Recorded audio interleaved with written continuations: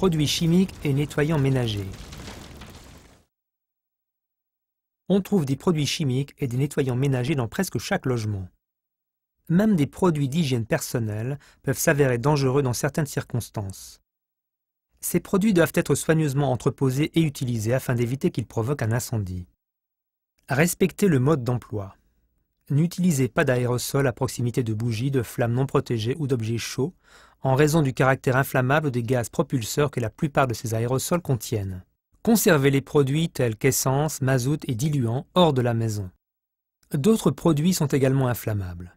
Alcool dénaturé, vernis à ongles, peinture en bombe et produits à polir. Ne les jetez pas à l'égout. Si vous en renversez par mégarde, épongez immédiatement, sauf si l'odeur vous incommode. Dans ce cas, ouvrez portes et fenêtres et évacuez les lieux. Appelez les services d'urgence si nécessaire.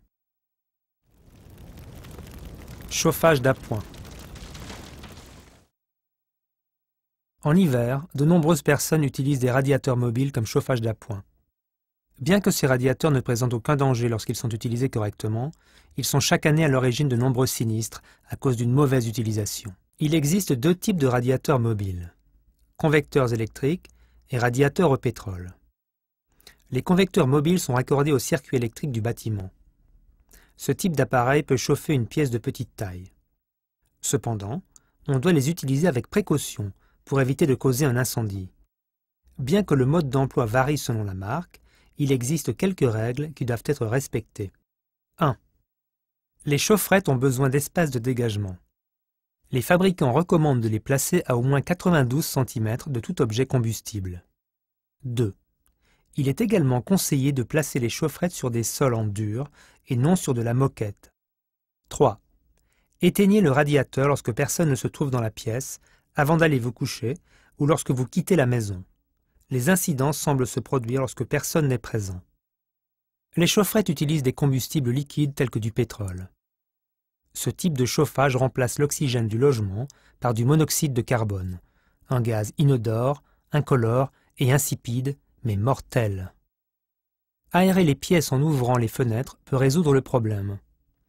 Vous risquez néanmoins de refroidir la maison que vous essayez de chauffer. Agissez avec précaution.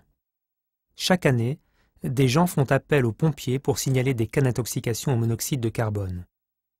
Suivez les mêmes directives que celles qui s'appliquent aux convecteurs électriques. 1. Les chaufferettes ont besoin d'espace de dégagement. Les fabricants recommandent de les placer à au moins 92 cm de tout objet combustible. 2. On recommande également de placer les chaufferettes sur des sols en dur et non sur de la moquette. 3. Éteignez le radiateur lorsque personne ne se trouve dans la pièce, avant d'aller vous coucher ou lorsque vous quittez la maison. Les incidents semblent se produire plus souvent lorsque personne n'est présent. En outre, remplissez toujours les chaufferettes à l'extérieur. Épongez tout liquide épanché et n'utilisez que le combustible recommandé par le fabricant. Incendie d'origine électrique.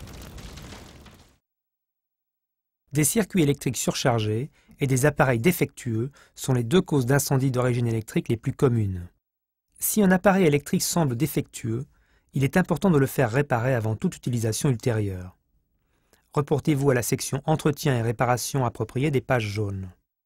Ne surchargez jamais un circuit électrique en y raccordant trop d'appareils ou de dispositifs.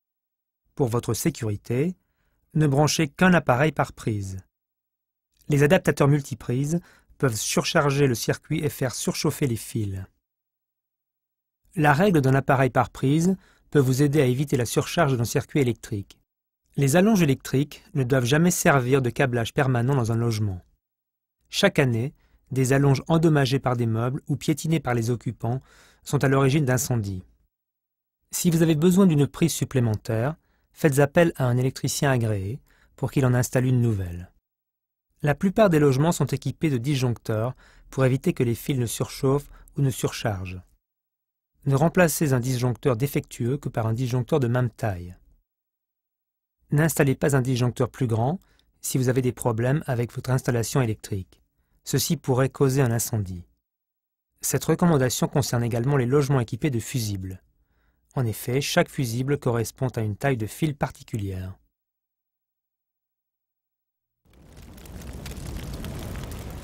Rappelez-vous que votre sécurité en matière d'incendie dépend de vous. Merci d'avoir consacré quelques instants à apprendre ces méthodes de sécurité incendie qui rendront votre logement plus sûr.